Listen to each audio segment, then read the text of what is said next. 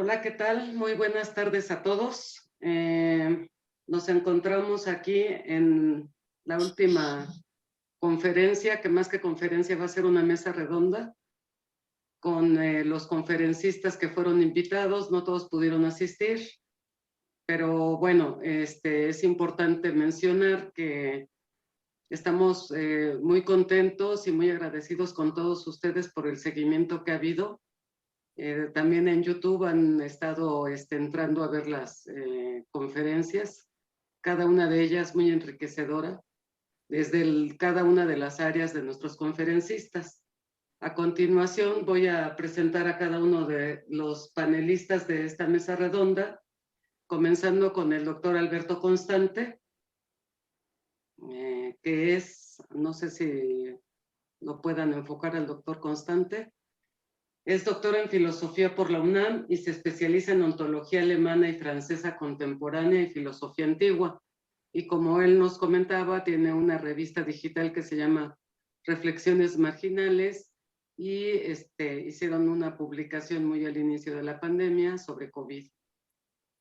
También tenemos al doctor Jorge Francisco Monroy. Él es médico veterinario, es presidente de la Asociación Mexicana de Epidemiología Veterinaria y secretario académico del posgrado de la Facultad de Medicina Veterinaria y Zootecnia de la UNAM. Hola, ¿qué tal? Buenas tardes, doctor Monroy. Buenas tardes. También tenemos al maestro Tomás Castillo. Él tiene maestría en psicología. Sus áreas de investigación y trabajo son psicología y salud y psicología de las adicciones. Tiene tratamientos psicoterapéuticos presenciales a distancia y hace uso de tecnologías en psicoterapia. Bienvenido, Tomás. Tenemos también a la maestra Lidia González, que es socióloga por la Facultad de Ciencias Políticas y Sociales de la UNAM. Actualmente está haciendo el doctorado y ha colaborado en proyectos de investigación y docencia sobre suelo urbano, conflictos socioterritoriales y planeación en el Instituto de Investigaciones Sociales de la UNAM. También contamos con el doctor Manuel Ordorica, demógrafo y doctor en investigación de operaciones por la UNAM. Es profesor investigador del Colegio de México y trabaja en demografía matemática. Finalmente, contamos con las maestras Oroselfia Sánchez y Carmen García, que son alumnas del doctorado en ingeniería y han realizado un análisis de datos sobre COVID-19 para diferentes países y sus tendencias. Bien, pues sean bienvenidos todos. Y bueno, vamos a comenzar con una ronda de opiniones sobre el tema. Me gustaría que el doctor Constante nos comente cómo considera que ha afectado a México la pandemia. Bueno, a mí me parece que la pandemia en principio ha trastornado la vida de todos absolutamente, ¿no? No solamente de México, sino del mundo entero. Es decir, la medida que se tomó es una medida medieval, absolutamente, del encierro, de la exclusión, etcétera, y que al final me parece que justamente uno de los hechos es que este encierro no fue una cuestión voluntaria, sino que se ha normalizado, ¿sí? Y esta normalización del encierro ha ocasionado, vamos, un sinfín de problemas, ¿sí? De violencia intrafamiliar, de incapacidades, en fin, no solamente además la transformación del espacio, la transformación del tiempo, ¿no? Es decir, si no fuera por, digamos, por mis clases los miércoles, entonces yo pensaría que es igual, da lo mismo que sea miércoles o que sea domingo, que sea lunes, ¿no? No hay alteraciones absolutamente. Pero no solamente eso, sino que además también me parece que en el caso de México particularmente, lo que sacó a colación, lo que sacó, evidenció, fue digamos, una brutalidad de problemas que tenemos y que no se han solucionado. Sí, el principio, el primero, fue, vamos, la derrota que ha tenido el sistema educativo mexicano, ¿no? No solamente el sistema educativo, sino el sistema de salud, ¿no? Entonces, son dos cuestiones fundamentales dentro de la nación mexicana que además, vamos, fue pésimamente manejado. Es decir, si nosotros pensamos en realmente, el COVID no fue un problema, no ha sido un problema real, ¿sí? Es decir, si lo pensáramos radicalmente, por ejemplo, la peste negra fue mucho más brutal, ¿sí? Se acabaron tres partes de la población, tres partes, sí, una tercera, no, 2/3 partes de la población mundial. Bueno, mundial era Europa nada más, ¿no? Sí, pero vamos, finalmente era muchísima gente y no sabían qué hacer absolutamente. Nosotros debe hacer, el mundo, lo que se vio es que inmediatamente, sí, al año, vamos, a los 3 meses más o menos ya teníamos muchas vacunas, que no estaban todas aprobadas, pero ya se aprobaron y finalmente en menos de un año ya se tenía la aprobación de esto. Pero vamos, si lo pensamos en México, por ejemplo, sí, yo me acuerdo que la solución era tener un escapulario, ¿sí? Esa es la solución.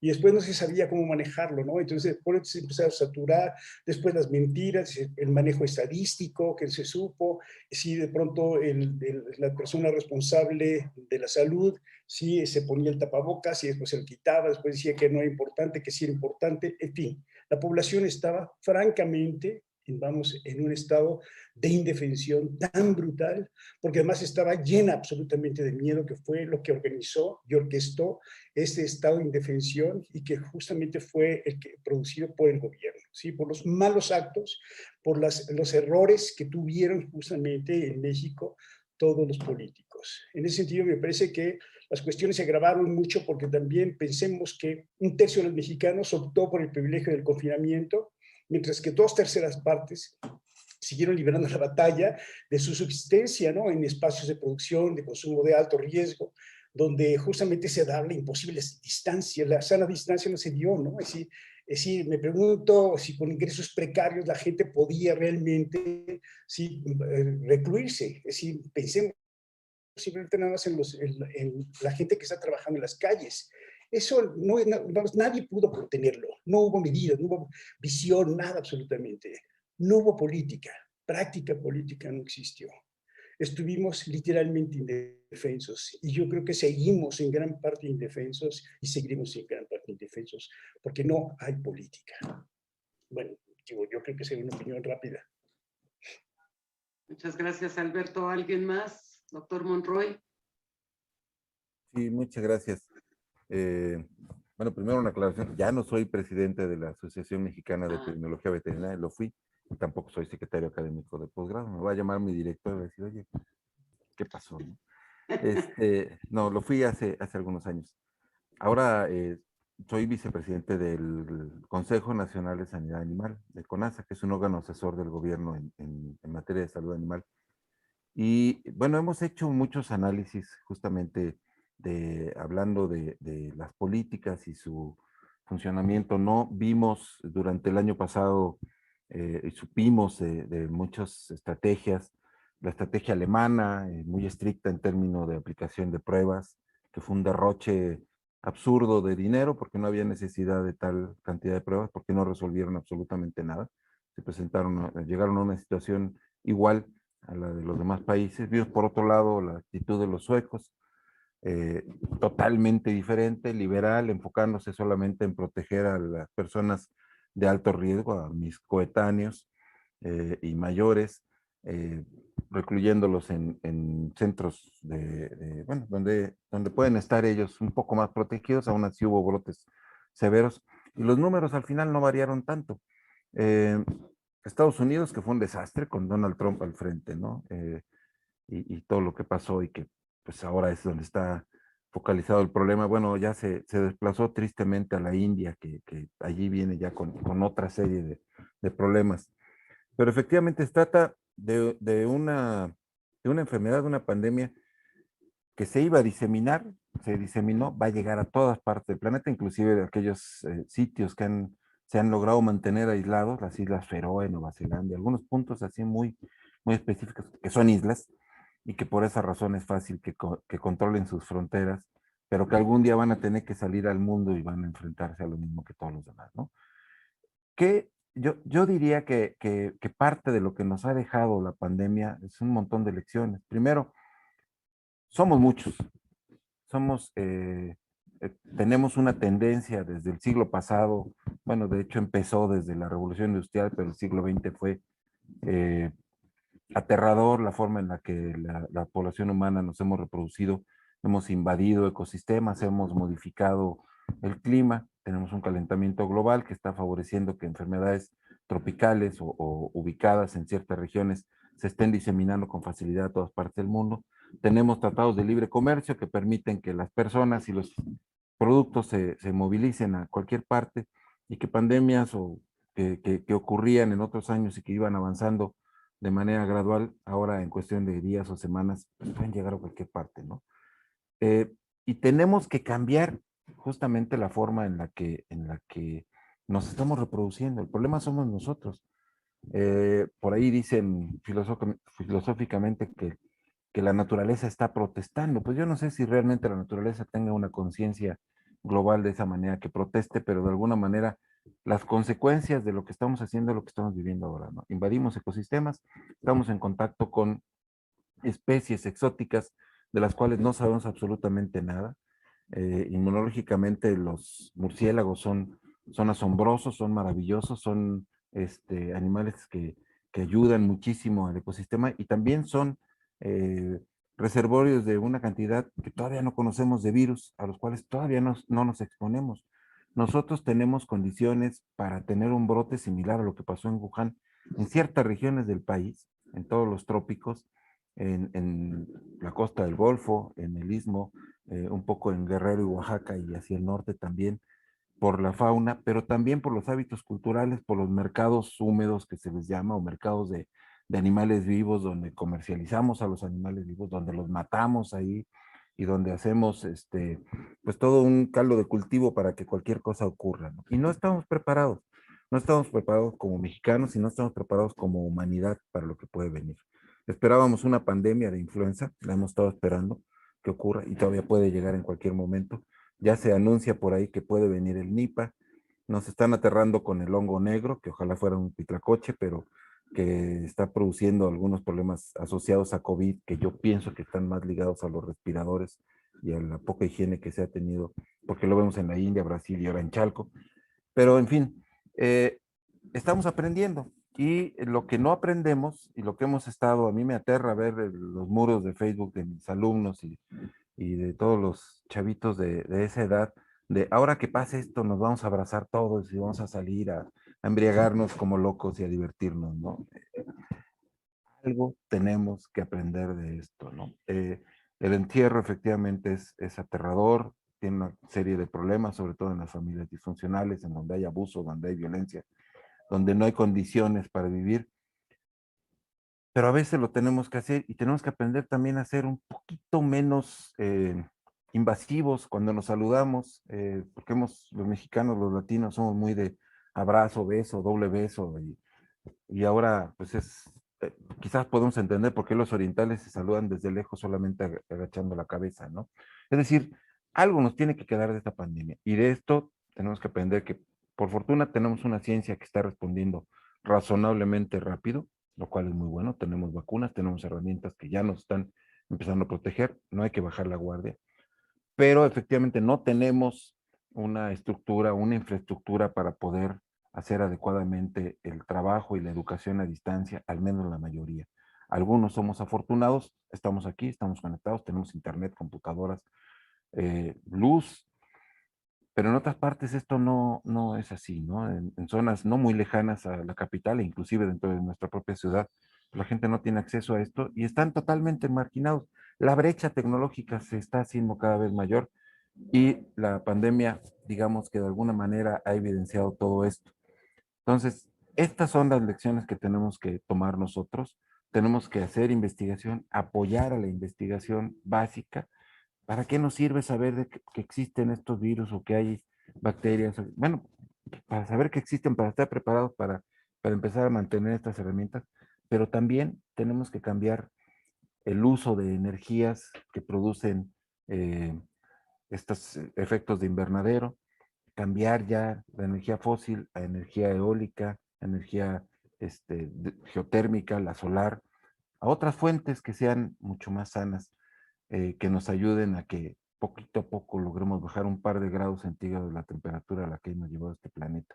Creo que, y sobre todo también, tenemos que aprender a controlarnos desde el punto de vista demográfico. Por aquí hay un demógrafo que ya me jalará las orejas de lo que estoy diciendo. Pero bueno, para también tratar de ser breve y dejar espacio a los demás, por el momento aquí me quedo. Bueno, Manuel, creo que ya esa es una alusión personal. Pues al demógrafo. voy a aprovechar el mensaje del doctor, me dio mucho gusto, claro que sí. Y bueno, pues digamos que yo creo que hay muchas cosas que aprendimos o no aprendimos.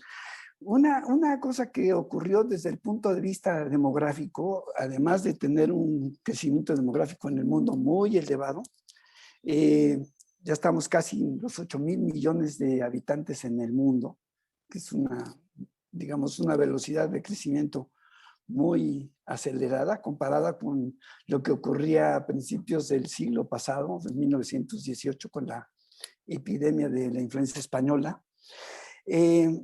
Pues algo que, digamos, respondiendo a la pregunta original de qué es lo que ocurrió en México, hay algo que demográficamente, digamos, vamos a observar.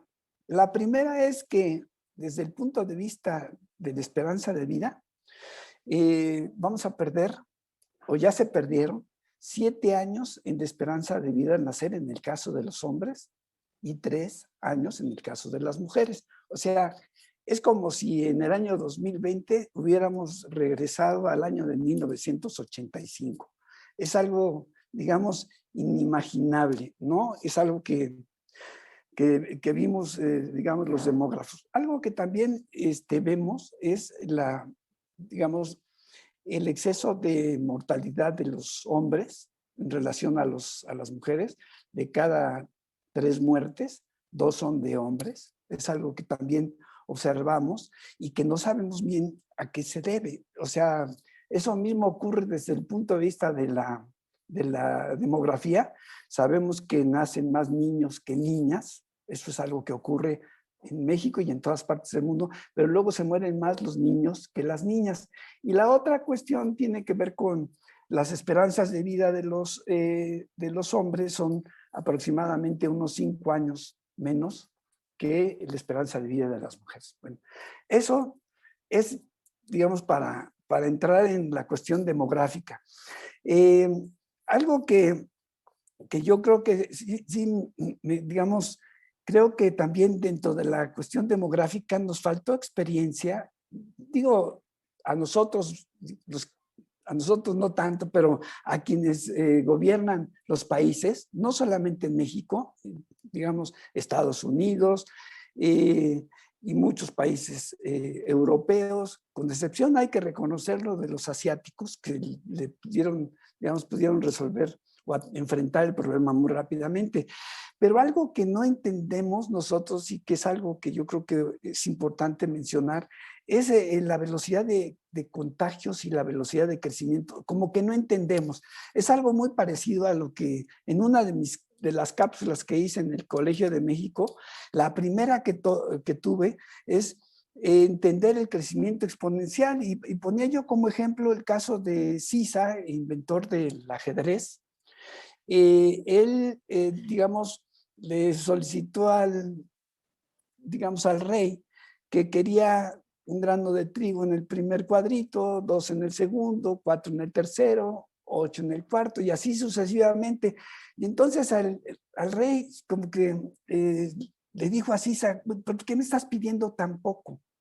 ¿No? Y lo que se genera es un número muy rápido digamos, que son 18.4 trillones de granos de trigo, que es un número inmenso. O sea, ni siquiera se lo imaginaba. Él estaba pensando que era un número muy pequeño, y eso no ocurre así. Entonces, faltó experiencia de conocer la matemática de los contagios. Eso es algo que de alguna manera me llamó mucho la atención. Algo que también, incluso a nosotros, digamos, haciendo digamos, las cápsulas, desde la primera que hice por ahí en marzo, abril del año pasado, pues no nos imaginábamos la velocidad de crecimiento y el grado de, digamos, de obsolescencia, digamos, de lo que estábamos presentando. Todo se hizo obsoleto muy rápidamente, los artículos, las cápsulas.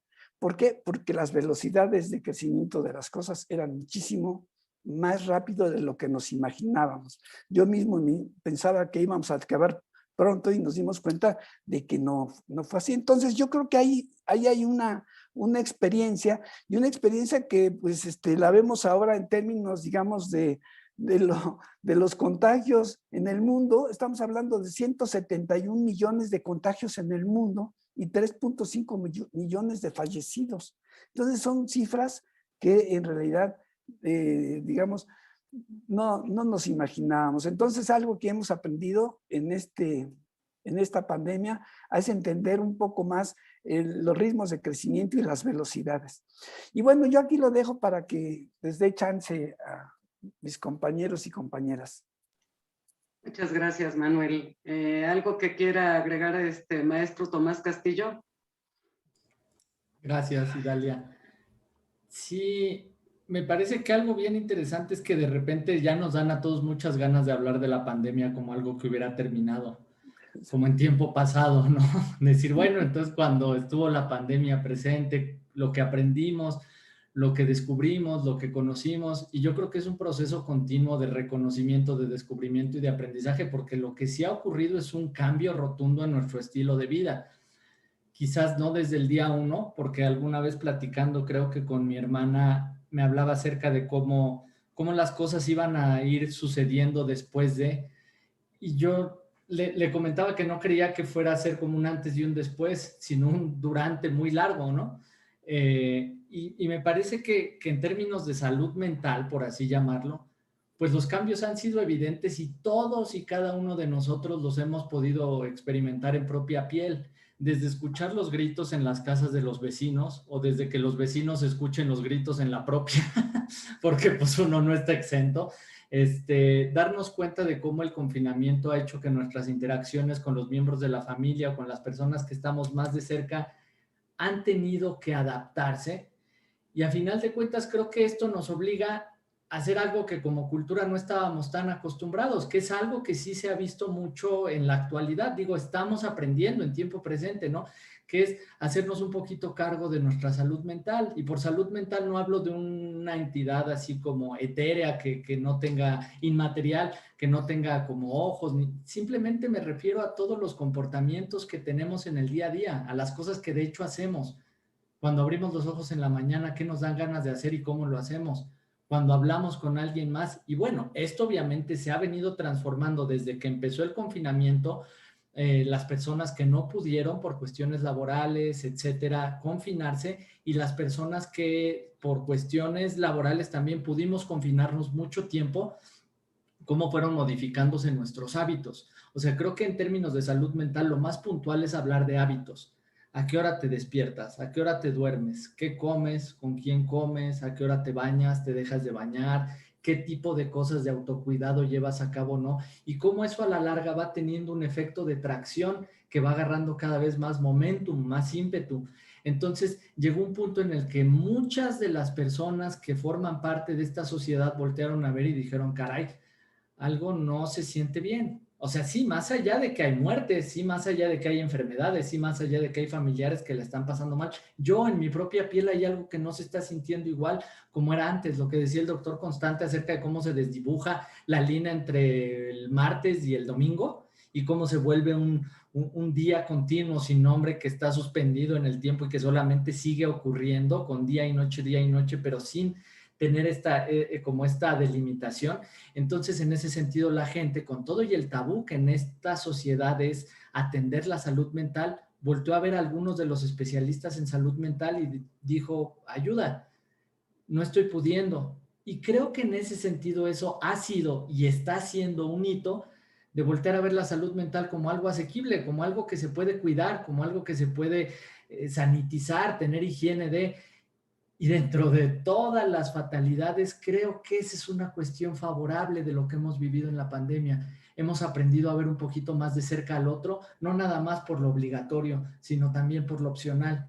Y ese voltear de ver más de cerca al otro, ese poder establecer un vínculo empático y decir, hey, tú también la pasas mal, ¿qué crees? Yo también, ha permitido estrechar lazos en momentos de crisis, que además es una de las cosas que nuestra sociedad mexicana pues se caracteriza mucho. Ojalá y no fuera nada más cuando hay crisis que nos volteamos a ver y decimos, oye, te apoyo, estoy contigo, yo también siento miedo, yo también siento preocupación, yo también siento tristeza, yo también perdí. Y entonces creo que una de las cosas, para ir cerrando un poquito mi intervención, es que dentro de lo que se está aprendiendo en tiempo continuo de esta pandemia, es a que como las cosas van a ir cambiando y han seguido cambiando, también podemos no nada más esperar a que esté la crisis encima para darnos la mano y decir, hey, necesito ayuda, sino que es algo que va a seguir ocurriendo, y así se ha demostrado en los servicios de atención mental, que tampoco se dan abasto, eso es un hecho. Hace falta muchísima mayor labor de difusión, muchísima mayor labor de dejar en las manos de la gente que hay muchas cosas que se pueden hacer para cuidar los hábitos, que es así como la piedra angular del cuidado en salud mental, es los hábitos, ¿qué haces a cada día? Entonces yo creo que si se empieza a poner atención en estos hábitos y se empieza a poner atención en que la gente está pasándola igual de mal de lo que cuando escuchamos el grito del vecino, a veces el vecino va a escuchar el nuestro, no hay que tender necesariamente ese muro, sino decir, oye, te escucho, también me puedes escuchar a mí. Gracias. Muchas gracias, Tomás. Maestra Lidia, desde la sociología, nos ha comentado varias cosas interesantes. ¿Qué nos puede comentar hoy? Primero que un gusto esta experiencia como de dialogar con todos ustedes, cada quien desde su trinchera y cada loco con su tema, pero justo me gusta, y creo que ese es uno de los saldos de esto, el poder comunicar. Obviamente hay la llamada de atención a mayor inversión en ciencia, y justo es obvio que las ciencias médicas pueden ser prioritarias, pero pues también otras miradas, ¿no? Como las ciencias sociales, que fue desde donde traté de hablar y de hacer énfasis de la necesidad, por ejemplo, de voltear a los estudios sobre la burocracia, ¿no? Y hablar de este diálogo entre política y ciencia, que justo son los que toman las decisiones sobre vidas, ¿no? Entonces, bueno, por ahí esa importancia desde las ciencias sociales y de fortalecer la estructura educativa que va a hacer que la población confíe en la ciencia, ¿no? No bastan campañas de sus sanas distancias y etcétera, de concientización, si no hay un trabajo desde abajo de ciencia en general, en población desde infantil hasta todos los rubros. Entonces, bueno, por un lado eso, la ciencia y la importancia de este enfoque multidisciplinario y esos hábitos que se nos queden, ¿no? De diálogos interdisciplinarios, que se quede la costumbre.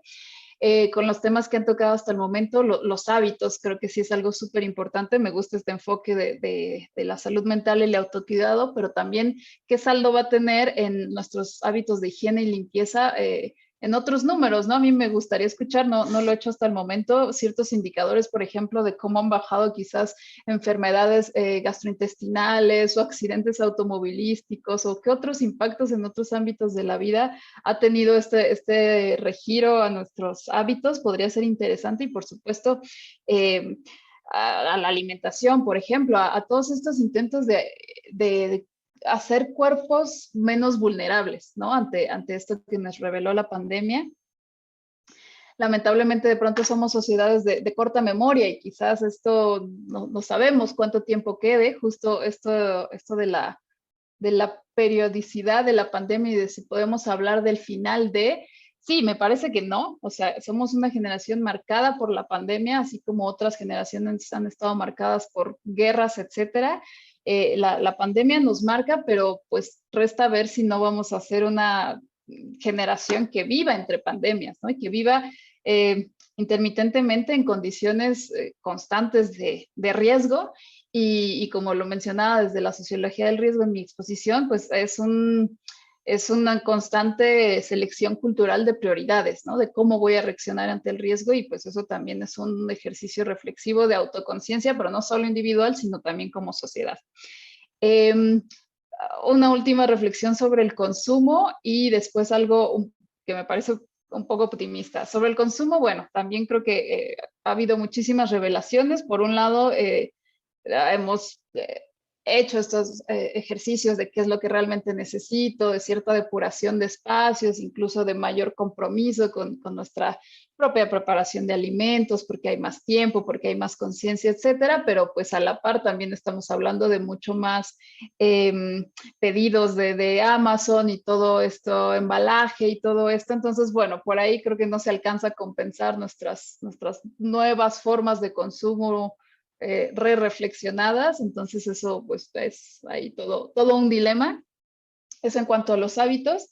Y un apunte sobre cómo México ha reaccionado a la pandemia, que es evidentemente muy criticable y coincido con quienes me precedían la palabra, pero creo que un privilegio es que no se tomaron medidas autoritarias generalizadas, hubo casos, pero creo que esto de no haber habido toques de queda, no haber habido detenciones, para algunos podrá ser criticable porque ciertamente pedían, ¿no? Más de este tipo de medidas, mayor contención, mayores lockdown, pero,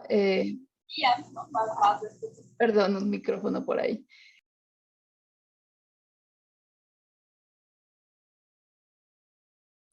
No te escuchamos ahorita. Disculpa, que creo que es un privilegio también que como sociedad no hayamos reconocido, no hayamos conocido los pases de salida o los lockdowns tan severos, las condiciones de encierro tan extremas. Pues es criticable, insisto, para algunos se necesitaba más, pero creo que sin duda a quienes más iba a afectar era las poblaciones más vulnerables que tenían que salir por una u otra cuestión. Creo que eso yo definitivamente lo veo como algo positivo, y como algo positivo también veo los avances en la vacunación, ¿no? Es histórico la aceleración de este proceso de tener una vacuna lista y la logística de estar vacunando a grandes poblaciones. Creo que eso lo podemos ver también con optimismo. Quería cerrar con algo positivo y creo que eso, nuestra disposición como población mexicana a vacunarnos, pues es aplaudible si lo contrastamos con ciertas sociedades, particularmente europeas, que es de verdad la posición antivacuna es bien, mucho más popular. Creo que podemos voltearnos a ver con mayor orgullo hacia acá. Si bien hay ciertas reticencias, pues creo que hay una disposición y un ánimo por recibir y avanzar en la vacuna. Creo que hay muy buenas experiencias por ahí en diferentes ciudades de cómo se ha dado toda esta logística. Y bueno, también hay que ver cómo avanza la obligatoriedad de la vacuna, ¿no? Porque quizás con aquella población reticente, pues se vaya imponiendo de alguna manera, lo vemos ya por ejemplo, condiciones para tomar vuelos, o ya en países más avanzados en la vacunación para asistir a conciertos, para asistir a parques temáticos, etcétera. Entonces, bueno, por ahí va a ser interesante cómo va avanzando estas artefactos burocráticos para hacer a una población vacunarse o no. Esto en relación a estas medidas vinculantes y los grados de autoritarismo en imponer a una población ciertos hábitos. Y con eso cerraría mi intervención. Muchas gracias, Lidia. Con relación a esto de las diferentes políticas en los países, si gustan comentar algo, Carmen o Roselfia. Sí, Carmen.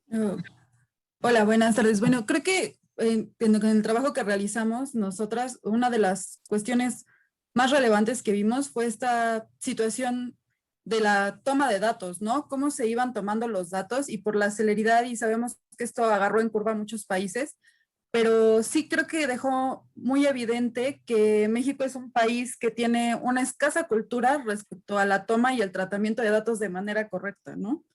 Entonces, creo que uno de los aprendizajes importantes aquí sería eso, ¿no? Poder generar una cultura hacia la investigación, como comentan, pero la investigación que nos ayude a poder obtener los datos y poder tratarlos y finalmente conseguir soluciones no óptimas, pero sí adecuadas, que apoyen todas las decisiones que toma el gobierno, ¿no? Como bien decían, el girarse hacia la academia, hacia la investigación, es algo sumamente importante. Y también creo que parte esencial que, por lo menos en mi caso, siento que nos está dejando es empezar a tener ese tipo de cultura colectiva, ¿no? Y de bienestar colectivo, empezar a aprender que no eres solo tú, ¿no? O sea, que lo que tú haces impacta en los demás. Y con nuestro trabajo, por ejemplo, con redes, eso es muy visible, ¿no? Cómo un solo nodo puede impactar a diferentes nodos a futuro, ¿no? y no estamos muy conscientes de eso y es necesario tomarlo mucho en cuenta en esta sociedad, ¿no? Porque ahorita creo que sí hay mucha política en cuanto a vacunaciones. Aplaudo cómo lo están haciendo, porque lo están haciendo de manera muy ordenada. Todo es muy ágil, muy rápido que te vacunen. Están vacunando muchísima gente. Pero también hay que concientizar al mexicano, ¿no? Que no somos ya inmunes totalmente por estar vacunados, ¿no? Y lo que se ve o la tendencia que se ve actualmente es que la gente ya está vacunada y sale sin cubrebocas a la calle, ¿no? Y entonces esto es un aprendizaje continuo de que esto no se ha terminado, o sea, no es punto y ya zanjamos el tema y podemos vivir como antes vivíamos, sino que tenemos que ya tener esto como consciente, ¿no? Que tal vez el uso de cubrebocas va a seguir en nuestra vida ya de aquí en adelante, vamos a estar marcados por eso. El uso de alcohol igual va a ser algo ya constante, el no acercarnos mucho, porque todo eso implica un riesgo en general, ¿no?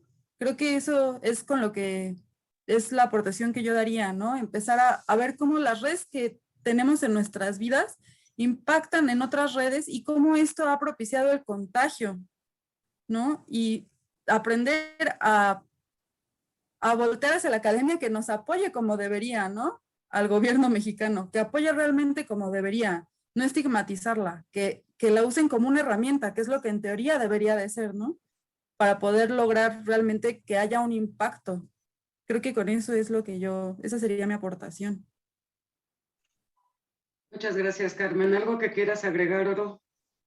Pues sí, un poco, ahora sí que viendo cómo cada quien piensa desde su forma, ¿no? Desde la formación también que tenemos.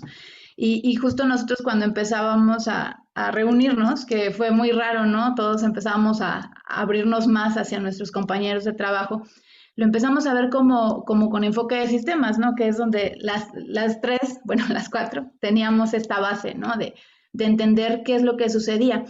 Y creo que con este enfoque de sistemas se entiende de manera muy, muy sencilla que una variable externa, una variable exógena, puede llegar al sistema que sea. Por ejemplo, podemos pensar en un país, ¿no? Particularmente en México, y puede cambiarlo, ¿no? Totalmente. Porque la idea también es que se cree una resiliencia, o sea, no nada más que caiga o sea, en los sistemas no funciona así. Llega una variable y ese sistema tiene que responder de alguna manera, ya sea y bueno, el tiempo también de respuesta es otra, el periodo que tarda, ¿no? En responder. Es todo un proceso, ¿no?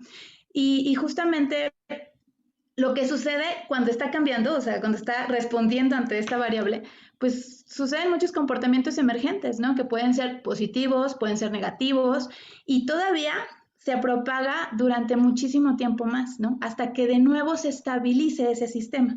Entonces creo que esto es prácticamente como anillo al dedo para poder visualizar lo que estamos viviendo como humanidad, ¿no? Y como comentaban, pues sí, hay muchos comportamientos emergentes positivos.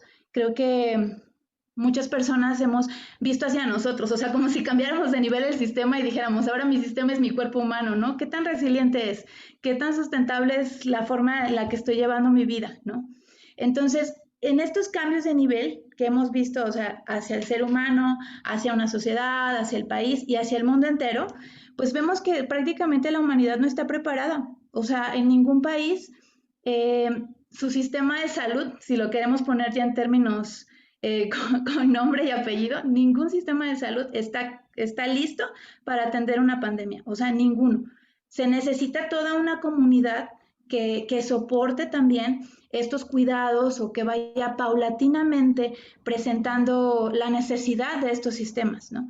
Entonces, lo que quiero decir es que cuando iniciamos, o sea, ¿qué fue? Un año y algunos meses, ¿no?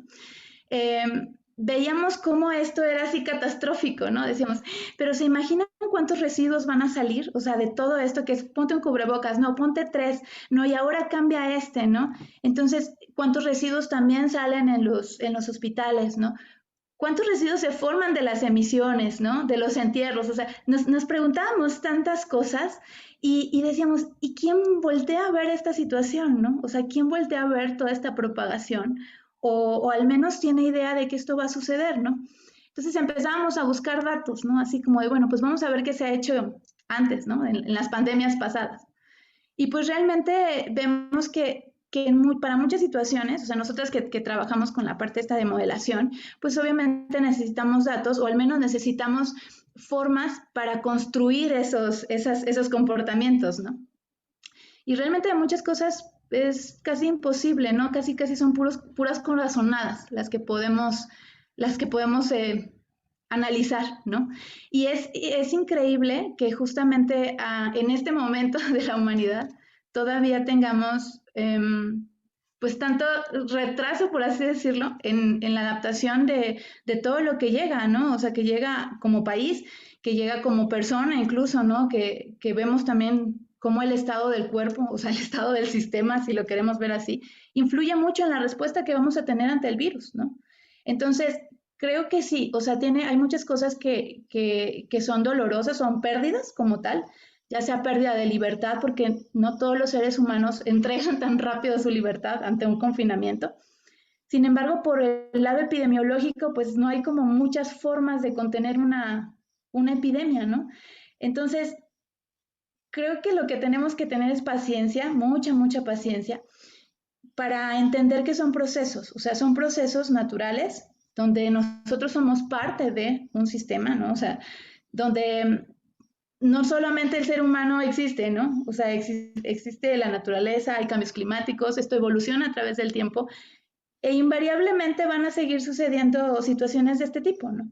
Sin embargo, tenemos que tener paciencia para aprender también y tolerancia ante el aprendizaje propio incluso, ¿no? Porque nosotros que hemos estado un poco revisando qué sucede en otros lugares, ¿no? Incluso vemos que sí, hay muchos países que tienen así, vemos sus series de tiempo y son países que dices, ok, perfecto, cuadra perfecto el porcentaje de muertes con el porcentaje de nuevos casos, ¿no? Y son países que han invertido muchísimo, ¿no? Entonces cuando preguntan, ¿pero para qué? ¿Para qué son tantas pruebas, no?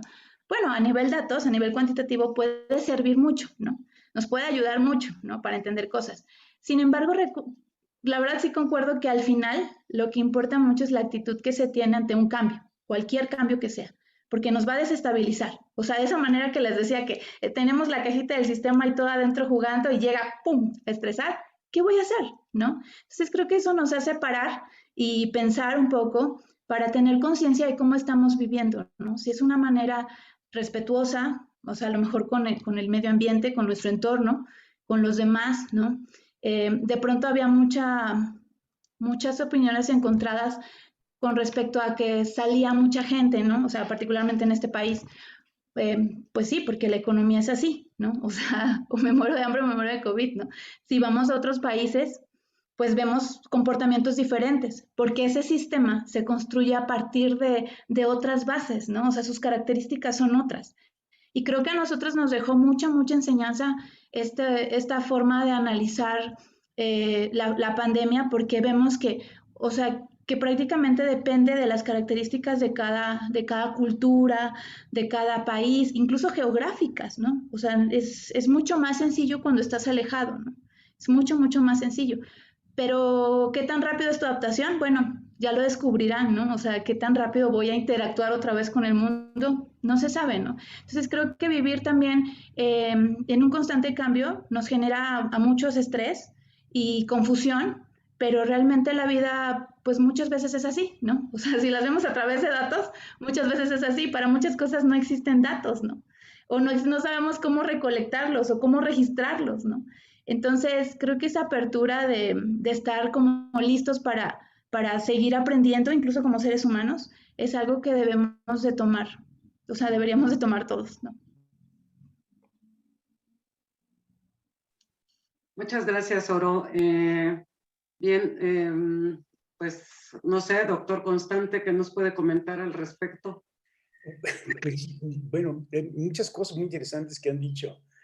Me parece que todos, vamos, entre su propia área, tienen un peso enorme, ¿no? Es decir, lo que decía Manuel, por ejemplo, me impactó mucho, porque claro, yo no estoy acostumbrado mucho a las estadísticas.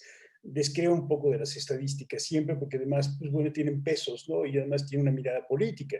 Es decir, pensar que, vamos, son un poco neutras, bueno, pues sí, digo, yo no quiero pecar ni ser agresivo, pero me parece que sí, siempre son de mucho cuidado, ¿no? Pero son indicadores que me parecen importantes, ¿no? Y me parecen que son imprescindibles, ¿sí? Sí, o, por ejemplo, lo que estaban diciendo ahorita también Carmen y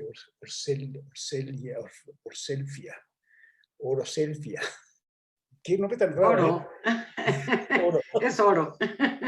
También me parece muy interesante todo, vamos, cómo se va cambiando, ¿no? Digo, cómo sí, vamos, las nuevas prácticas están cambiando también los usos y costumbres, ¿no? Es decir, nosotros no vamos a salir indemnes de esta pandemia, ¿no? Es decir, si pensamos que nuestra realidad se desenvuelve o bueno, se desenvolvía día a día marcada por pequeños acontecimientos que configuran los tiempos individuales y sociales, ¿no? Que el grueso del tiempo lo ocupábamos nosotros en prácticas que no siempre tienen un horario establecido, ¿no? Sí, y que nos permiten seguir funcionando en sociedad, como por ejemplo las tareas domésticas, ¿no? Los desplazamientos, las jornadas laborales, las reuniones con nuestra familia, con los amigos, en fin, todo eso lo asumíamos como un tiempo y como actividades de una parte de una vida rutinaria, ¿no? Sí, que hoy extrañamos, que antes nos parecía abominable, ¿no? Absolutamente, pero que hoy la extrañamos. Sí, decimos, es que mis amigos, es que mi reunión, y que juntarme con ellos, y entonces, bla, bla. Antes, vean, me parecía abominable, absolutamente, ¿sí? O estar con mi esposa, estar mucho tiempo, era demasiado contagio, ¿no? Bueno, eso lo extrañamos, y eso es lo que ha cambiado, y está cambiando también, ¿no? Un poco también, refiriéndome a lo que decía, por ejemplo, esta Lidia, me pareció un poco más delicado, porque esto, por ejemplo, sí es cierto, hay un fenómeno de uberización, ¿sí? Este fenómeno que se dio, por ejemplo, se dio mucho en China, justamente, y que ahora se está dando en el mundo, ¿no? Es decir, ir con puntos, y poniendo nuestras opiniones, calificando al otro, etcétera. Eso está a la vuelta de la esquina, ¿sí? Y eso tiene que ver mucho con la digitalización que se ha dado de la vida también. Sí, porque ya estaba la digitalización, ¿sí? Es decir, desde luego, Internet llegó para quedarse, me parece uno de los inventos más extraordinarios del universo. Es decir, yo de veras daría mi alma sí, al diablo para poder continuar unos 60 años y seguir viendo lo que viene, porque me parece asombroso, ¿no? Es decir, porque va a cambiar de una manera tan radical que somos otros, ¿sí? Nuestra subjetividad es otra, eso ha cambiado.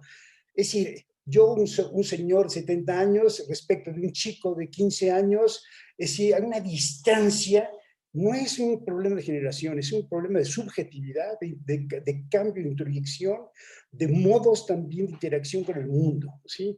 Los chicos están encantados, absolutamente están encerrados, están encantados, los que tienen computadora y que tienen tiempo, como decía, ¿cómo se llama?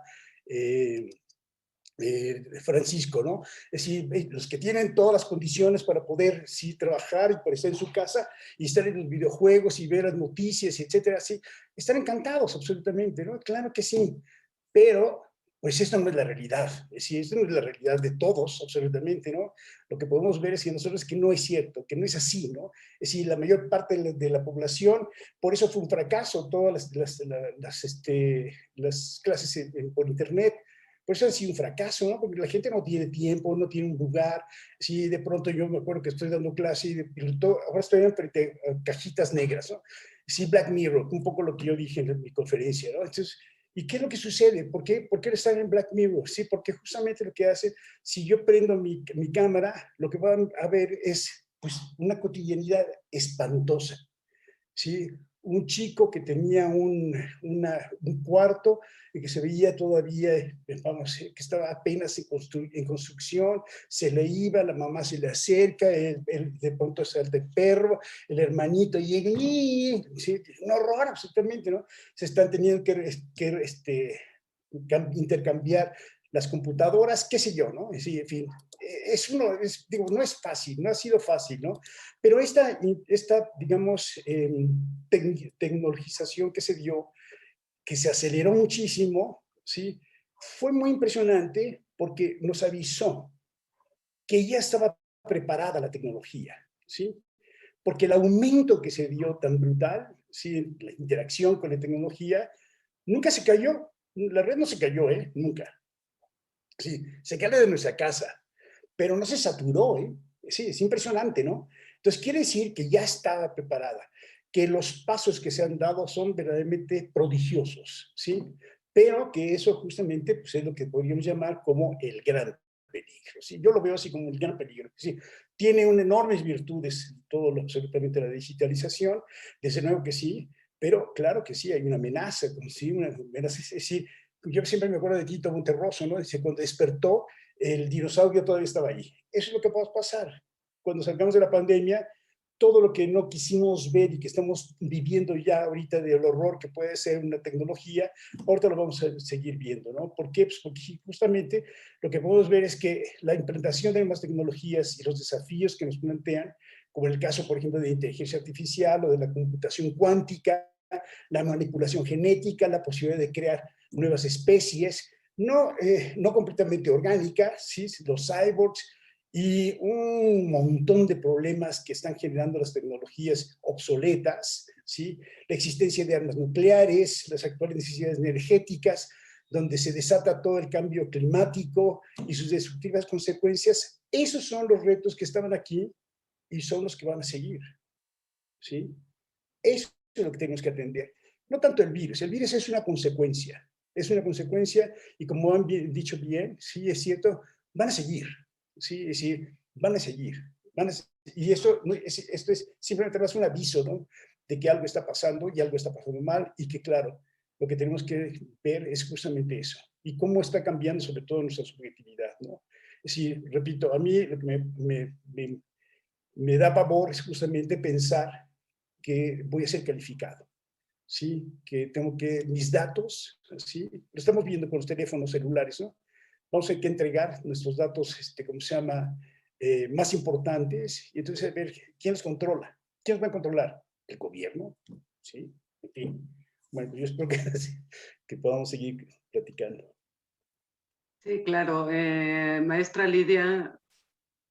Gracias. Sí, quería abonar en este sentido de las lecciones que nos deja la pandemia, no que es porque se haya ido, sino que nos está dejando y seguirá. El saldo es muy, muy trágico en vidas y en economía, pero bueno, tratar de visualizar estas lecciones. Creo que primero la sensibilidad con datos y gráficos, y justo la llamada de atención de la urgencia de ordenar esas metodologías, como bien decían las compañeras. O sea, es importantísimo en todos los grupos, ¿cierto? Para los científicos, pero también como para la población en general y de sentido común. Creo que como nunca antes hemos estado expuestos a cifras y a conceptos que de pronto no entendemos, pero hay esta suerte de ánimo educativo, ¿no? En las sesiones que vemos día a día. Entonces, bueno, creo que por ahí puede ser una luz, ¿no? Quizás para,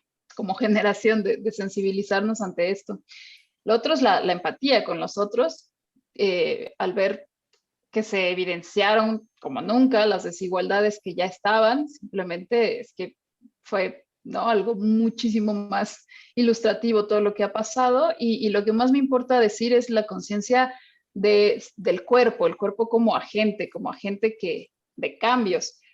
¿No? Acá cuando el feminismo pone al cuerpo en el centro de la discusión, y como justo que todo lo que hago con el cuerpo es político y todo lo que hago con el cuerpo importa, pues como nunca antes importa.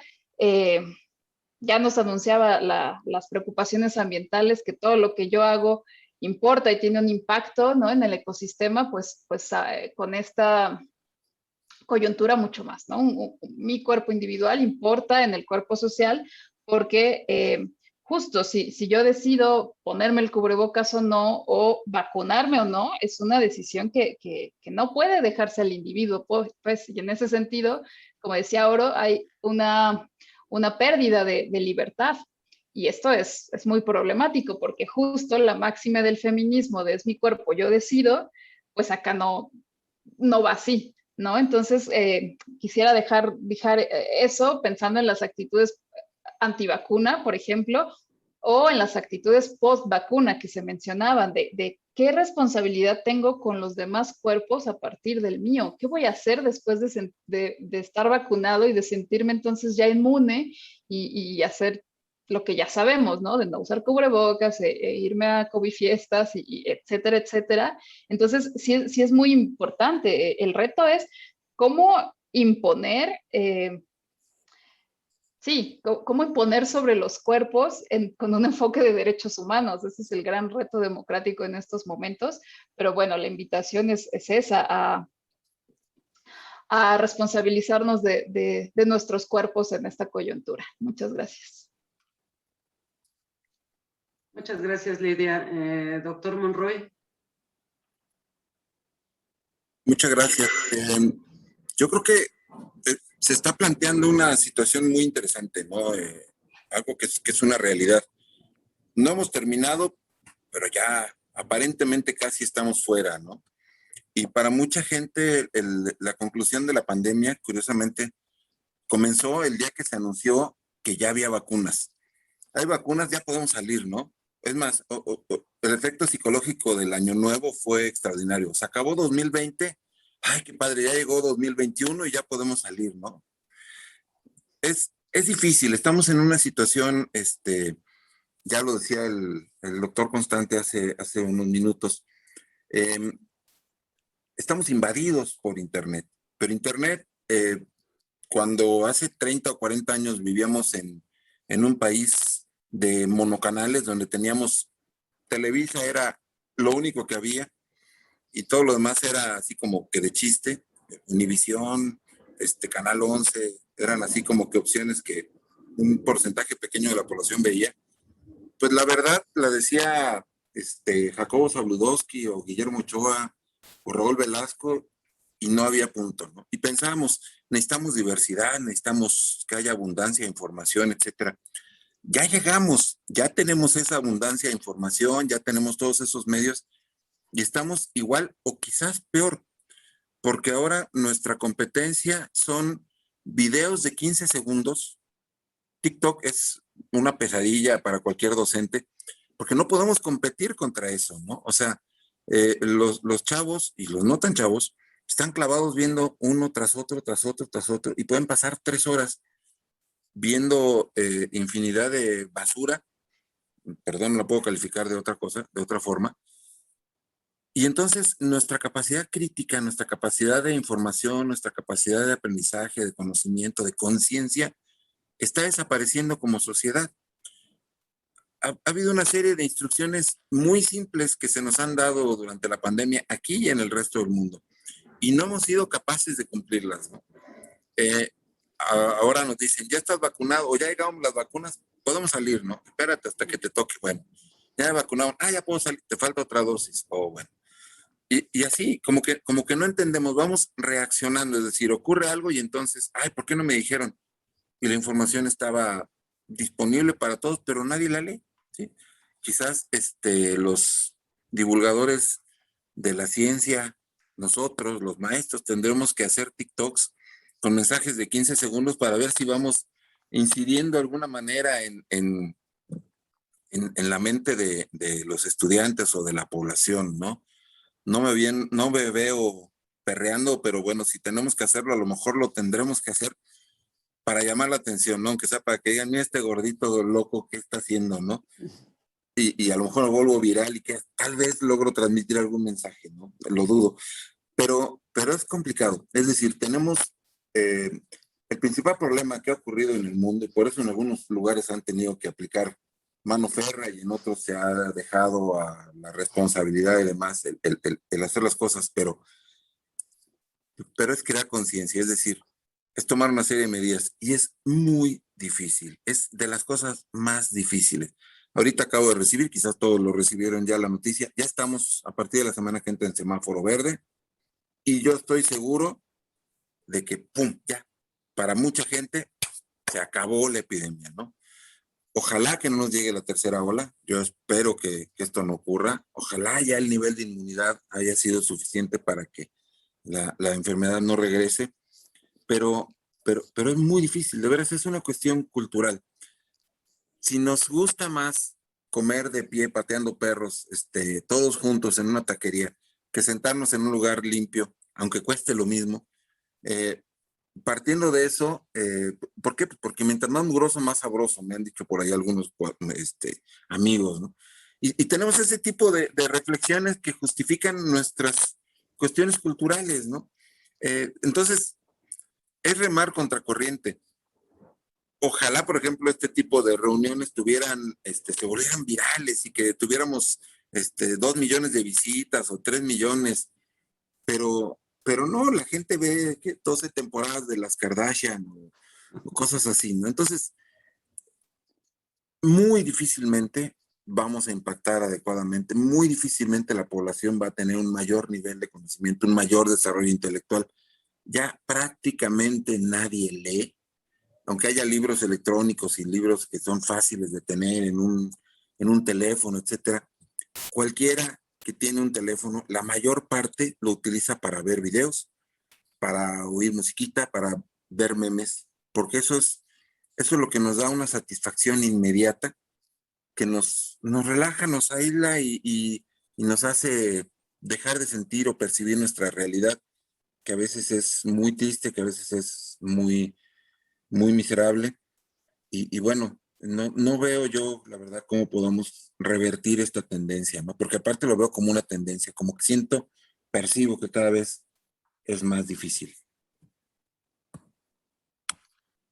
Muchas gracias, doctor Monroy. Y precisamente de lo que usted comenta, se ha comentado también aquí en el ciclo de conferencias por otros conferencistas sobre un cierto analfabetismo, ¿sí? Y entonces, bueno, me gustaría que comenten al respecto. Oro, tienes la mano levantada. Sí, justamente hablando de labor de conciencia y conectándolo un poco con lo que comentan de la vacunación, vemos el caso de Haití, ¿no? Haití es un país en donde sus ciudadanos no creen en la vacuna, o sea, ellos simplemente no confían en el gobierno y no confían en que, pues es una promesa, como a lo mejor los demás lo hemos entendido, ¿no? Los demás países, ¿no? Entonces, bueno, hasta donde tenemos entendido, las pautas de la OMS son que se comunique constantemente a lo largo de todas las pandemias cómo es el avance, ¿no? O que se involucre a los ciudadanos, ¿no? Sin embargo, hasta donde hemos leído, justamente en Haití esto es algo que ha faltado un poquito, ¿no? O sea, vemos unos países en donde se da la información y no, yo no te creo, ¿no? Yo no lo voy a hacer, lo que me estás diciendo no es cierto. Y vemos otros países donde llega, ¿no? Esta línea de la falta de labor de conciencia hacia la población, ¿no? Que pues prácticamente es un país que no quiere la vacunación. Entonces, ¿cómo es? O sea, cuando vemos nosotros, por ejemplo, todos esos esquemas, ¿no? Dicen, no, pues este año ya no va a haber la vacunación de la polio, por ejemplo. ¿Por qué? Pues porque ya se erradicó. ¿De qué manera se va a erradicar un virus, ¿no? Si simplemente una parte de la población, una parte del mundo que en algún momento va a interactuar con otra parte, pues se resiste a justamente estas medidas que se están tomando, ¿no? Para ir conteniendo un poco el virus, ¿no? Y que tengamos una respuesta que nos permita vivir con él, ¿no? Porque, bueno, no es que ya no funcione, ¿no? Simplemente vivir con él o, bueno, en teoría a lo mejor erradicarlo, ¿no? Entonces, vemos justamente cómo también estas variaciones de la manera en la que los gobiernos manejan la información, manejan sus estrategias y el tipo de gobierno que tienen, pues impacta totalmente en la respuesta de su población, ¿no? Entonces, bueno, aquí en México vemos esto que comentan, ¿no? Ya prácticamente estoy vacunado, soy inmune, ¿no?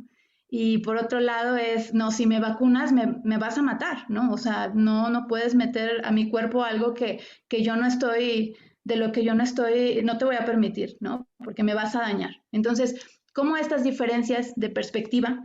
Pues es algo que tenemos que aprender a lidiar y a tolerar también como seres humanos, ¿no? Que a lo mejor aquí estamos viviendo una situación, pero en otros lugares del mundo también se viven otras cosas que son totalmente, pues, complicadas, ¿no? Pero desde su punto de vista está bien. Entonces, creo que eso es algo con lo que tenemos también que aprender a lidiar cuando algo sucede, ¿no? Cuando algo viene y nos desestabiliza, pues tenemos que también aprender a lidiar con todos estos diferentes paradigmas, ¿no? De otras personas y, por supuesto, otros lugares. Eso era todo. Muchas gracias, Oro. De hecho, ahorita que mencionabas la polio, Manuel nos comentaba sobre el sarampión en su conferencia. Y también nos comentaba lo del analfabetismo, ¿cierto, Manuel? Sí, quería comentarles algunas cosas pues voy a vincularlo todavía con lo demográfico y voy a tocar el punto que se menciona. Desde el punto de vista demográfico, cada 12 años la población del mundo aumenta en 1.000 millones de habitantes. Ya se ha comentado que nosotros, digamos, estamos invadiendo ámbitos, digamos, de los animales. Pues ya vemos la pulga con las ratas, con la peste, las vacas locas, el coronavirus, con los murciélagos, y así. Yo quería tocar un punto que tiene que ver con, digamos, esta cuestión, digamos, de la educación, pero de la educación desde el punto de vista de algo que está pasando. Digamos, nuestros sistemas de información ya son obsoletos para atender, digamos, información que se produce de una manera tan acelerada como la que estamos observando. O sea, ya, digamos, tener estadísticas administrativas, vitales, para que nos las den dentro de un año, ya no van a servir. Eso ya, tenemos que tener que estar con cosas que sean inmediatas. Lo de Big Data y todo eso, pues ahora sí que pues habrá que entrarle. Entonces, es una cosa que yo quería comentar. La otra es que tampoco entendemos lo que es muy pequeño, ni lo que es muy rápido. Un coronavirus es más pequeño que una bacteria. En una caja de zapatos podemos tener 1 trillón de coronavirus. O sea, y eso, pues, de alguna manera no lo entendemos, no entendemos, ahí hay una parte de educación que está vinculada a eso. Y bueno, la otra es que, pues, como ya se ha comentado, como lo comentaba el doctor Francisco Monroy, pues esto lo vamos a, digamos, lo vamos a ver, yo creo que de manera más continua en el tiempo, por las velocidades de los crecimientos desde el punto de vista demográfico. Yo recuerdo que hay algo que vemos mucho en nuestras clases de estadística, se llama la ley fuerte de los grandes números. Esa ley fuerte de los grandes números, que seguramente muchas de ustedes lo han estado viendo, pues tiene que ver con los lanzamientos de monedas y que mita de soles y de águilas, pero tienen una variante que es la ley fuerte de los grandes números, que tiene que ver con algo que me parece muy importante y medio extravagante. Si ponemos a un mono enfrente de una computadora a que de manera al azar escriba las letras, la probabilidad de que escriba las obras completas de Shakespeare es 1. Y no solamente las va a escribir una vez, sino una infinidad de veces. ¿Qué es lo que quiero decir con todo esto? Pues que esto que estamos viendo ahorita, y por eso digo, el hecho de que de los números que se están generando, pronto, pues muy probablemente las nuevas cepas van a tener, digamos, sus propias variantes. Es distinto a lo que pasó con la influenza española en 1918. Aquí tenemos una vinculación inmediata con muchas cosas de las que están ocurriendo, la globalización que ya se ha mencionado. Y en ese sentido creo que pues, pues nos hace falta, digamos, más educación, ya se ha mencionado aquí, y bueno, nos hace falta también, digamos, más apoyo a la investigación. Y más apoyo en la investigación. A mí no me gusta la idea de que tengamos que estar esperando a ver cuándo nos llegan las vacunas y nosotros como país no las estemos produciendo. A mí eso me parece grave. Ya una cosa que comentaba Lidia que me parece que es muy importante para discutir es hasta cierto punto digamos, ¿qué podemos esperar? La libertad, digamos, de actuar. Pero cuando la libertad incide en un efecto que puede ser la muerte, ¿hasta dónde llega la libertad? Es decir, tú tienes chance de no ponerte tu tapabocas o no de vacunarte, pero si eso va a originar la muerte de otros, ¿hasta dónde llega? poco los chinos, pues nos caen, no nos gusta mucho su forma de actuar, pero yo creo que pues no tienen muertes. Mongolia, que está ahí junto, ¿verdad? Vemos a los otomanos que de alguna manera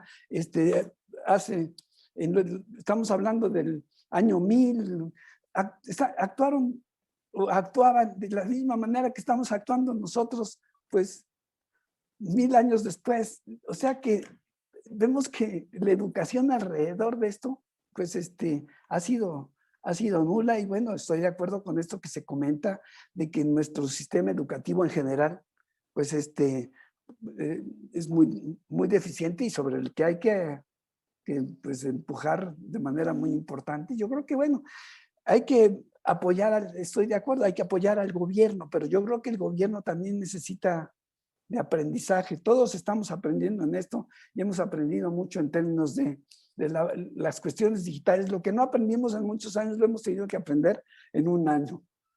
Bueno, pues ahí lo dejo para... Muchas gracias, Manuel. ¿Algún comentario, doctor Constante? Sí, pues sí, es que sigo insistiendo que me parece todo muy interesante, ¿no? Porque, vamos, yo creo que una de las cosas fundamentales que tiene que ver es como este equilibrio entre los distintos reinos, ¿no? El reino animal, el reino vegetal, etcétera, ¿no?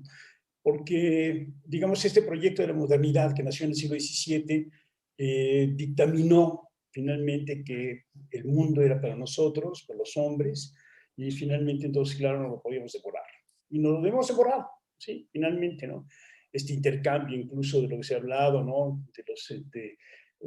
De comer animales salvajes, en fin, qué sé yo, ¿no? Que no tengo ni el menor recato, ¿sí? O sea, yo, por ejemplo, voy al mercado San Juan y entonces veo la lista de los animales que se pueden comer. Y yo no puedo creer eso, ¿no? Es decir, qué fascinación puede haber en comer un león, carne de león. No entiendo eso, ¿no? Es decir, no lo entiendo. No es una cultura, me parece que es una cultura burguesa, ¿no? Es decir, el poder del disponer. ¿Sí? Entonces, claro, yo puedo disponer de un X en dinero y entonces puedo comprar esa carne exótica. Ha habido incluso clubs, ¿no? Donde justamente se come, digamos, un animal que es uno de los últimos en su especie y la gente paga por comerlo, ¿no? ¿Sí? Y también, incluso también ahí en Japón se vio un fenómeno que se lo pararon a tiempo, pero era comer carne humana, ¿no? Es decir, si se hacía un contrato, entonces el cuerpo lo cedía para que se pudiera cortar, y entonces llegaban, entonces, bueno, aquí está la carta, ¿no? Aquí está lo que voy a comer del ser humano, ¿no? Unas cosas aberrantes, absolutamente. Pero se tiene que ver mucho con ese proyecto de la modernidad, ¿no? Y cómo se ha ido deformando a través precisamente de las prácticas y los dispositivos que se dan en cada una de las naciones, ¿no? Desgraciadamente, por ejemplo, en toda América Latina, ¿sí? Pues nos llega justamente, como somos los que estamos dando los insumos, ¿sí? Entonces somos de veras como ese territorio en donde todo puede acaecer, ¿no? Todo puede suceder, todo es fácil al final de cuentas. Vemos, por ejemplo, cómo se hace el fracking, ¿sí? ¿Cómo se llama? Las cuestiones de minería, cómo se devasan absolutamente los campos, ¿cómo se llama?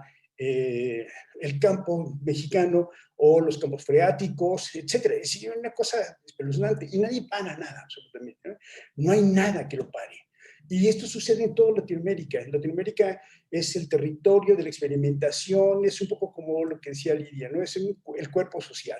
Y el cuerpo social se inscribe y además se inscribe, ¿sí? Es decir, es un territorio doloroso, un territorio demasiado sangrado absolutamente, ¿no? Por todo la incapacidad o la venalidad de los gobiernos, ¿no? Bueno, eso es por un lado, ¿no? Que me parece que no le veo yo mucha perspectiva, ¿no? Pienso, por ejemplo, que si ahora deja de ser presidente López Obrador, ¿quién va a continuar? No lo veo por ningún lado, ¿no? Es decir, también ese es otro problema, ¿no? ¿Qué partido va a gobernar? Si todos son hijos del PRI, todos tenemos un pequeño priista siniestro aquí en el corazón, pero no tenemos otra educación política, no sabemos, ¿sí? De veras, es decir, todos son prácticas políticas del PRI, que nos enseñó el PRI. Entonces, bueno, es aberrante. Yo sí, no votaría por el PRI, ni por el PAN, ni por... Pero ya me quedo así, digo, pues no votaría por nadie. Entonces, no, sí tengo que votar. Porque claro, es que no sé qué hacer, ¿no? Bueno, ese es un aspecto. El aspecto, por ejemplo, de la digitalización, ¿sí? ¿Qué es lo que ha sucedido? Es cierto lo que decía Lía, lo que decía Francisco, ¿sí? Es decir, lo que dice Oro también. Es decir, sí, hay un aspecto ¿cómo se llama? De ignorancia brutal. ¿Por qué? Porque las redes sociales están dadas justamente para eso, para captar nuestra atención.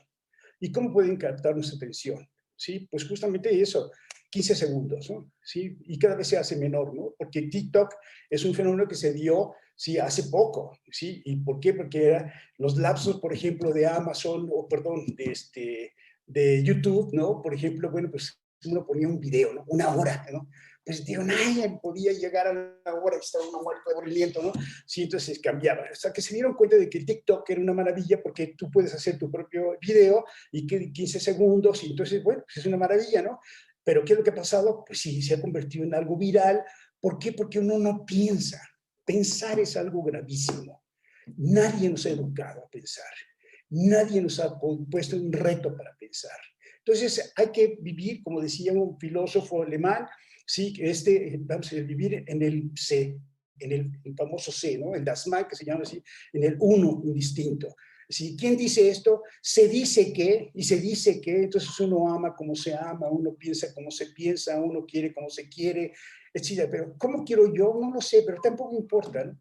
Entonces, claro, sí, hay muchísima ignorancia, la gente lee menos, la gente escribe menos, la gente estudia menos, la gente quiere todo ya en la comodidad de su clic, ¿sí?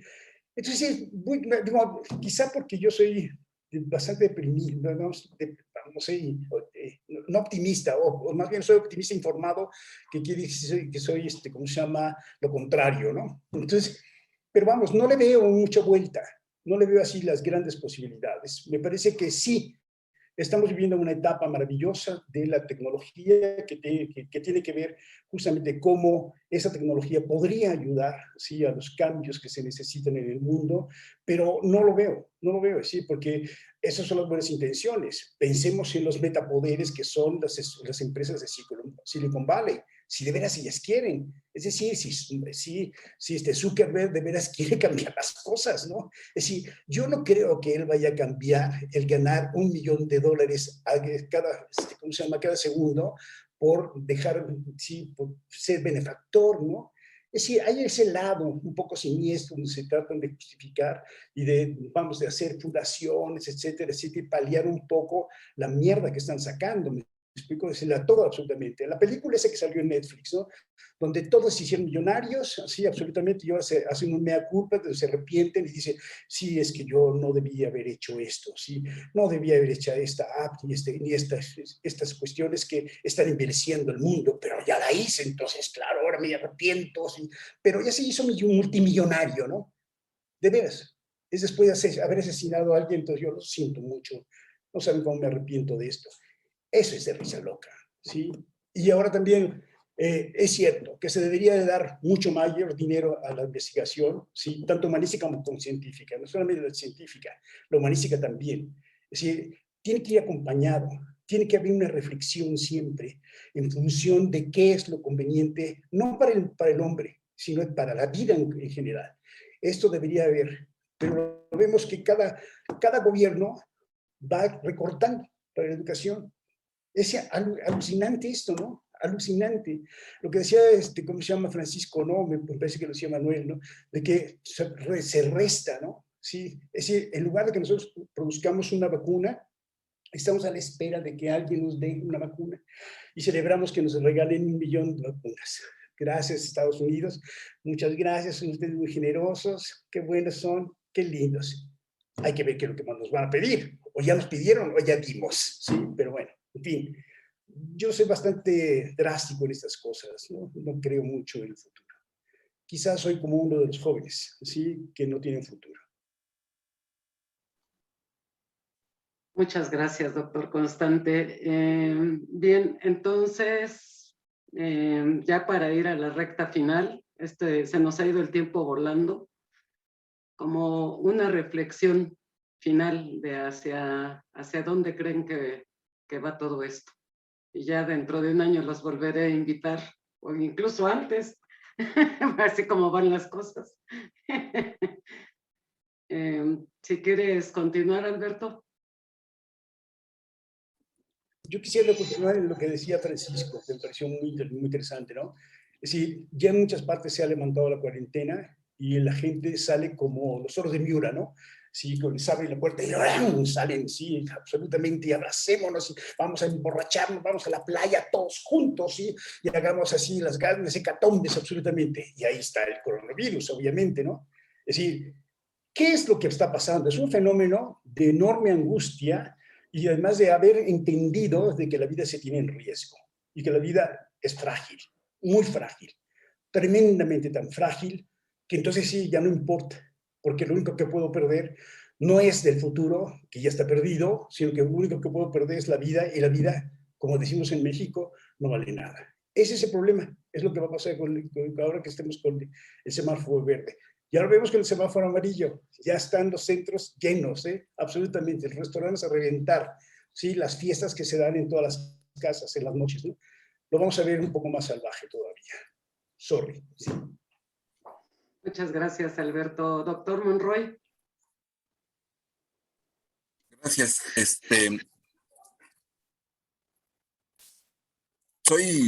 Yo también soy optimista, también estoy bien informado y también mi parte pesimista me emana, ¿no? No puedo evitarlo, pero trato de retroalimentarme de alguna manera para, pues no sé, estamos vivos y eso ya es algo, ¿no? Entonces, ¿qué va a pasar? O sea, la reflexión final, ¿hacia dónde vamos? ¿Cómo nos vamos a ver dentro de un año? La pregunta es, ¿nos vamos a ver dentro de un año? Ya sería un buen logro que sí nos veamos, ¿no? ¿Qué pasó? No sé, pero aquí estamos, ya es ganancia. Y aquí estamos nosotros de algo que empezó el año pasado. Muchos tuvimos pérdidas muy cercanas, muy tristes, muy lamentables, pero la humanidad tiene una gotita de cinismo que nos hace poder seguir adelante, ¿no? Y ese cinismo a veces es inconsciente, a veces es necesario. Cuando decimos, bueno, pues una persona ya falleció, pero tuvo una vida plena, pero pudo hacer esto, pudo hacer lo otro, ¿no? Ese nivel varía con la época y con la edad. Muchos de los muy jóvenes también, de los que ni siquiera tienen acceso a la educación y que su única oportunidad y esperanza es entrar a la ilegalidad, al narcotráfico, a volverse francotiradores o algo así, y tener muchísimo dinero, traer sus camionetotas y traer a las super chicas y no tener a lo mejor ni 18 años de edad, les hace decir, pues sí, me voy a morir pronto, pero voy a vivir con intensidad, ¿no? Entonces, en ese nivel, de alguna manera, creo que es como vamos a salir como humanidad. Es decir, vamos a aprender a valorar lo que tengamos de vida cada minuto, porque sabemos que puede ser el último en cualquier instante. Y vamos también a aprender a sobreponernos a las pérdidas familiares, de amigos, de compañeros y demás. Y vamos a decir, bueno, pero pudieron vivir. Y de alguna manera, la selección natural va a hacer que los sobrevivan los que sí se inmunizaron, o los que fueron resistentes, o los que de alguna u otra forma sobrevivieron. Porque finalmente, como bien lo decía Alberto Constante al principio, pues no es tan grave como la peste, ¿no? Y aún con la peste sobrevivió humanidad suficiente para que nos encontremos en estos 1,000 millones cada cierto tiempo que decía Manuel Ordorica. Entonces, somos como especie exitosos. Somos la única especie que habita todos los continentes, que hasta en la Antártida tenemos gente, que ya hemos tenido gente en la Luna y que pronto lo vamos a tener en Marte, ¿no? Entonces la humanidad no se va a acabar. Nos estamos llevando entre las patas al planeta y a algunos cientos o quizás miles de especies animales y vegetales, pero como humanidad vamos a sobrevivir, no como individuos todos, pero la humanidad va a salir de esta, es un hecho. Es muy probable que el año que entra ya lo tengamos como prueba superada. De acuerdo a las autoridades, pues el lunes se acabó en la Ciudad de México, pero esto es es algo que debemos de tomar con cautela quienes somos de alguna manera conscientes, ¿no? Quienes no lo son, hay mucha gente que dice, ¿cómo la gente puede salir y le vale? Tenemos que aprender a ser cínicos. Pues que les valga, que se expongan, que se enfermen, y no lo quiero decir, pero lo que sigue es, pues que se mueran. Ni modo, tampoco podemos preocuparnos por todo el mundo, ¿no? Cada quien deberá de afrontar sus propias responsabilidades y creo que en ese sentido el aprendizaje tendrá que ser individual. Yo espero, y siempre tengo esa confianza con mis estudiantes, que después de que pasen por la etapa ahora del TikTok o antes de los videojuegos o de lo que sea, finalmente descubran que hay cosas más importantes y muchas veces cuando se titulan es cuando se dan cuenta que tienen que estudiar y aprender porque ya les toca enfrentarse a resolver problemas. Creo que ese fenómeno va a seguir pasando, no queda de otra en el momento que de pronto te casas y tienes hijos, ah, caray, tengo que trabajar, ¿no? Ah, caray, tengo que estudiar, ah, caray, tengo que aprender. O trabajar como burro, ¿no? Porque también, pues si uno no estudia hay que sobarse el lomo. Entonces, me parece que ojalá dentro de un año hagamos otro ejercicio de esta naturaleza, estemos todos aquí y que ojalá también ya estemos en una mucho mejor situación epidemiológica y ojalá también con un poquito más de conciencia como humanidad. Fue un gusto estar en esta mesa, gracias. Saludos. Muchas gracias, doctor. Carmen. Bueno, yo nada más quiero hacer un comentario final. Yo creo que la situación aquí, o mi enfoque hacia la situación, va más allá de que tenemos que salir de esto con un aprendizaje personal y un aprendizaje a tu núcleo familiar, ¿no? Y yo lo digo desde esa perspectiva porque, bueno, soy madre de familia de un bebé de 3 años y de una niña de 15. Y sí, como bien indican ustedes, la niña está súper contenta por estar en casa tomando clases en línea porque no tiene que salir, no tiene que hacer otra cosa, ¿no? Sin embargo, creo que la parte educacional en el núcleo familiar es vital, ¿no? Para poder sobrellevar esta pandemia. ¿Por qué? Porque, por ejemplo, como les comento, ¿no? Lo veo con mi hija, ¿no? Sin embargo, llegó un punto en el que dijo, ya no puedo estar aquí y es ir a clases de algún deporte y ella no se quita el cubrebocas, ¿no?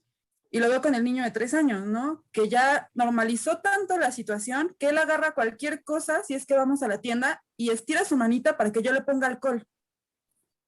Y esa es una educación aprendida en casa, ¿no? Entonces, y no se quita el cubrebocas para nada, ¿no? Entonces es una situación que creo que tenemos que regresar a las bases, ¿no? Como me decía mi papá y mi mamá toda la vida, incluso mis abuelitos, ¿no? La educación es en casa, o sea, la educación que te forma como persona es en tu casa, ¿no? La educación académica es otra situación, ¿no? Y creo que es parte de lo que está faltando, ¿no? He oído menciones de comentarios, ¿no? De amigos que dicen, es que tengo a mis hijos, pero ya los quiero mandar a la escuela, ¿no? Y los niños estaban en la escuela de 7 a 6 de la tarde, ¿no? Entonces, pues en realidad no tenían padres, ¿no? Que les enseñaran las bases para poder afrontar esto, ¿no? O sea, bueno, ese es mi enfoque, ¿no? No tener como el background de decir, ah, tengo papás que me apoyan y tengo papás que me van a enseñar y que me van a poder ayudar a sobrellevar esta situación, ¿no? Entonces creo que uno de los grandes aprendizajes como sociedad mexicana es poder volver a esas bases, ¿no? A decir, ok, la familia, mi núcleo familiar es algo esencial para que yo pueda hacer las cosas, ¿no? Porque bien como dicen, ¿no? De pronto me sorprenden, ¿no? Que en clases de mi hija dicen sus compañeras, ¿no? O tienen la idea mucho de, no, pues es que la familia no te sirve para nada, ¿no? O mi familia pues nunca está porque trabajan, ¿no? Y entonces, y de pronto platicándolo con ella me dice, pues es que sí, tú trabajas, pero siempre has estado como para decirme hacer y deshacer, ¿no? Entonces, creo que gran parte de cómo poder salir adelante de esto es yendo a esas bases, a ese tipo de educación, ¿no? Así de, a ver, necesitamos que hagas esto por esto y así vas a ir concientizando para que las generaciones posteriores tengan una base sólida para poder enfrentar una pandemia nueva que se pueda presentar, ¿no?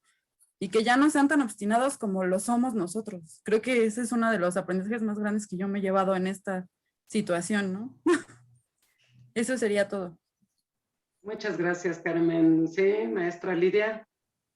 Gracias por la palabra. Sí, ya que se apuntó hacia el fenómeno de las juventudes, pues cerrar con eso, ¿no? Creo que más que condenar y juzgar y desahuciar de pronto a las nuevas generaciones, pues se trata de comprender, explicar y ajustar por ahí como buen sistema, ¿no? Y diagnosticar la responsabilidad que tenemos nosotros también como generaciones previas de lo que les dejamos y los discursos de hipersexualización que forjamos y de invisibilidad y de no atención que son sintomatizados hoy día en estas generaciones de TikTok, que encuentran esta atención en las redes sociales por muchas causas, ¿no? Porque solo en esta generación están los futuros epidemiólogos, investigadores, tomadores de decisiones y depredadores del planeta o no. Entonces, bueno, así como hubo el llamado a la interdisciplina, igual un llamado a la intergeneracionalidad para no bajar los brazos en eso, porque al final, pues, las nuevas generaciones son quienes nos dan los ánimos y quienes son más frescos y creativos que nosotros. Gracias por la atención. Muchas gracias, maestra. Maestro Castillo. Muchas gracias.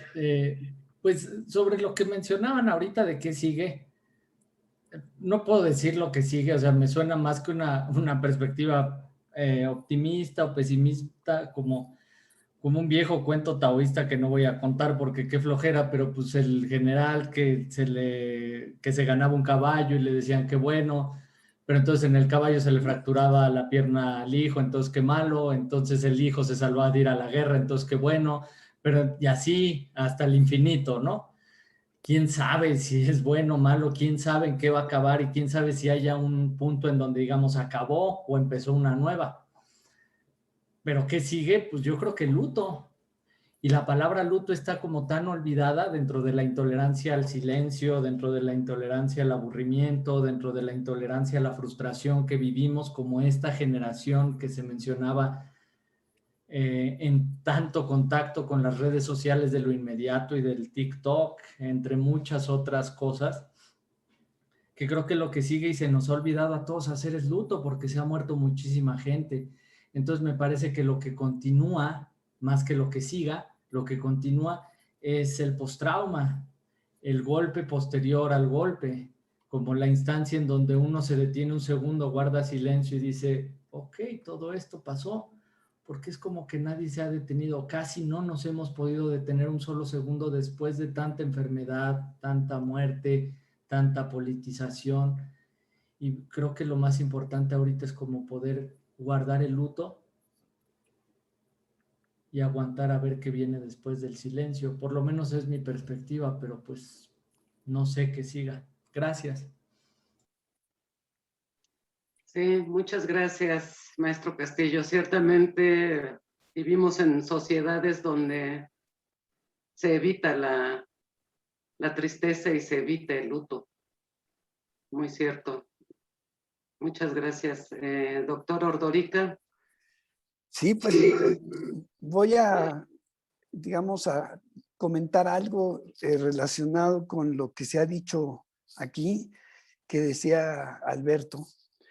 Y yo creo que algo que, digamos, tenemos que aprender de la pandemia es, digamos, aprender a pensar. Yo creo que ese es un elemento fundamental. Yo creo que esta pandemia, espero que nos lleve a eso. Ese es un primer punto. Ahora que, digamos, que si ya se va a acabar, yo creo que no. Vivimos en una situación muy distinta a la que vivieron en la peste. Nada más hay que leer el libro de La peste de Camus para darse cuenta, pues, el número de habitantes que había, digamos, en Argelia, y los que había en el año 1000 antes, pues no había esa globalización.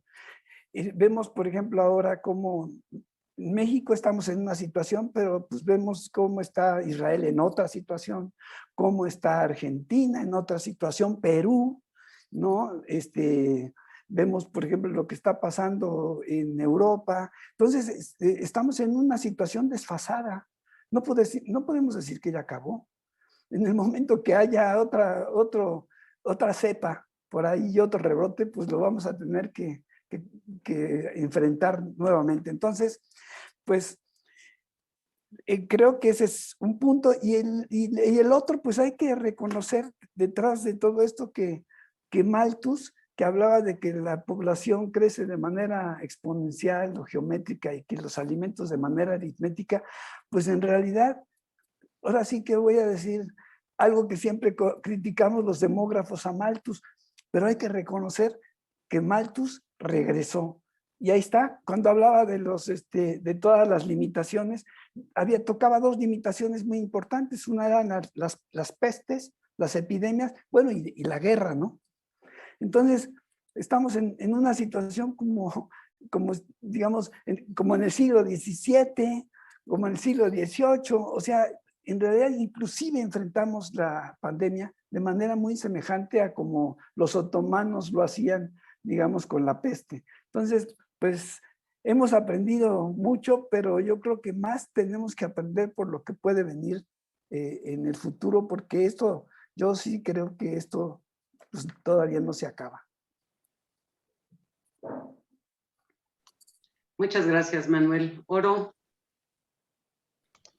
Pues sí, me gustaría cerrar con algo que he estado estudiando durante estos últimos 6 años de mi vida y creo que ahora he comprobado más, que es que la vida está llena de incertidumbre, ¿no? No podemos saber exactamente qué sigue y algo de lo que sí tenemos que tener conciencia es que todo lo que hagamos en este momento va a propagarse hacia un futuro, ¿no?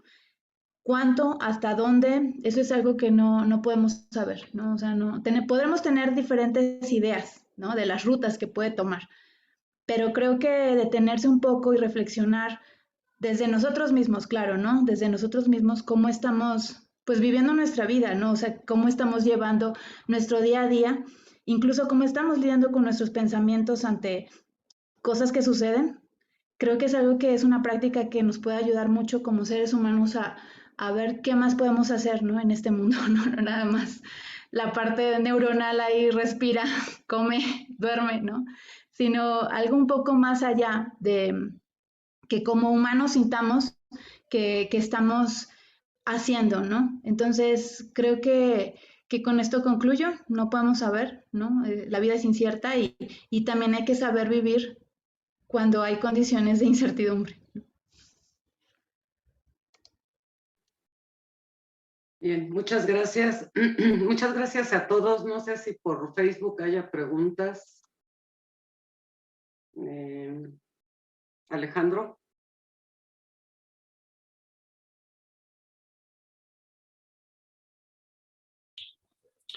No, doctora, no tenemos preguntas. Sí, lo que sí tenemos son comentarios felicitando a nuestros conferencistas y bueno, pues ha sido muy, muy enriquecedor. A mí se me fue el tiempo volando y no fueron 15 segundos, ¿no? De los que podemos tener. Ciertamente también los videos que hemos subido han tenido buena aceptación. Y a ver si aquí tenemos a alguien, María Cuairán. Sí, maestra.